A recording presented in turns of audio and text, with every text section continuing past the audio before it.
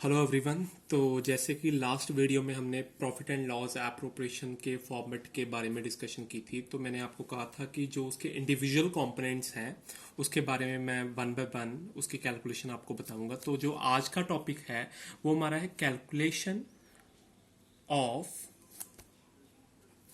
Interest on capital.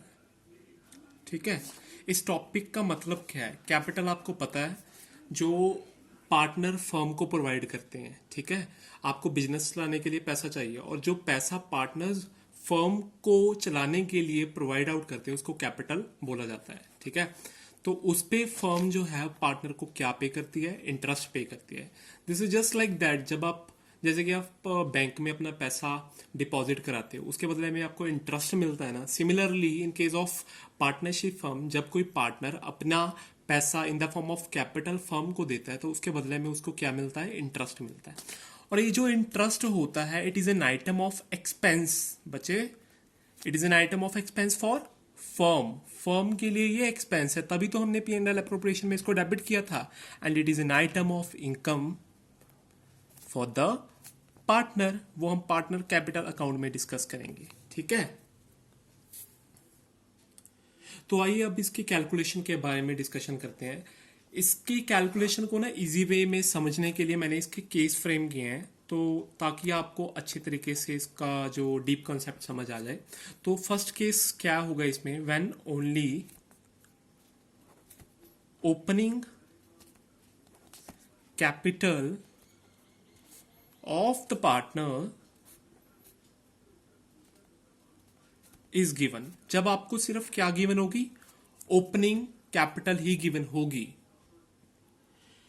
तो इस case की मैंने अभी न्यूमेरिकल एग्जांपल फ्रेम किया है। तो इसमें मैं क्या अज्यूम करूंगा, एक्स और वाई ना पार्टनर्स हैं फर्म में, उनकी जो कैपिटल है ये ओपनिंग कैपिटल है। ये आपको कैसे पता चला बच्चे? एक इंपॉर्टेंट कंसेप्ट है जो मैं अभी आपको बताऊंगा। ईयर ना आपके दो हो सकते हैं, एक या कैलेंडर ईयर हो सकता है, ठीक है, या तो आपका अकाउंटिंग या फाइनेंशियल ईयर हो सकता है। कैलेंडर ईयर कौन सा होता है? जब 1 जनवरी से 31 दिसंबर तक आपको डेट गिवन हो।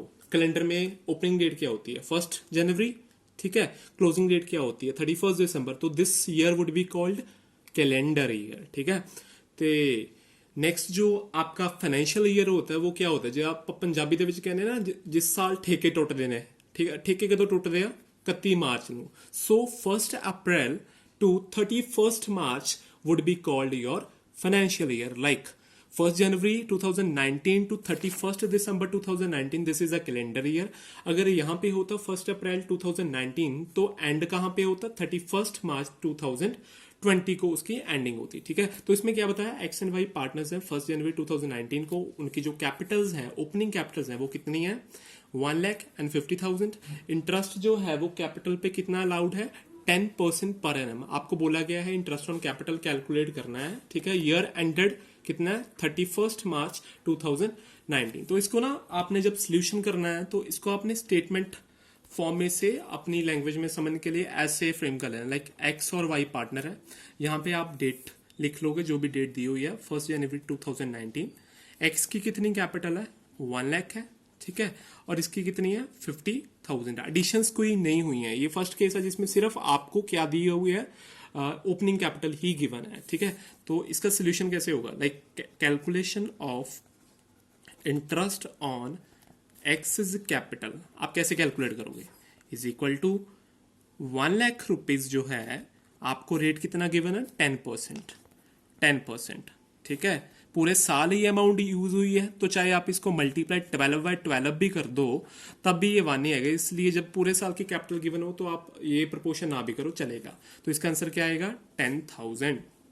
सिमिलरली अगर मैं वाई का केस बोल लूँ तो उसमें क्या है? 50,000 है, ठीक है, इस पर 10% अगर ब्याज हम पूरे साल के लिए दिए, ठीक है ना, साल में 12 महीने होते हैं और आपने ये अमाउंट कितने महीने यूज किया? 12 महीने। तो इसका जो इंटरेस्ट आएगा दैट वुड बी 5,000 रुपीज। तो बच्चे जो नेक्स्ट केस है वो है when additional capital is given. ठीक है, अभी मैं स्टेटमेंट की फॉर्म में एग्जांपल नहीं बताऊंगा, वो मैंने आपको पहले में बता दिया है। तो वो स्टेटमेंट आपको दी होगी तो आपने किस तरीके से उसको सिंप्लीफाई कर लेना है ऐसे। लाइक एक्स एंड वाई आपको पार्टनर्स गिवन है 1 जनवरी 2019 को कितने उनकी कैपिटल गिवन है, ओपनिंग कैपिटल 1,50,000। इस में हम सपोज करते हैं उन्होंने एडिशन जो लिया है, ठीक है ना, क्वेश्चन में बेसिक यही ले रहा हूं, बस इसमें मैंने एडिशन कर दिया। एडिशन मैंने क्या किया है, बी एक्स ने 1 जुलाई 2019 को, ठीक है, उसने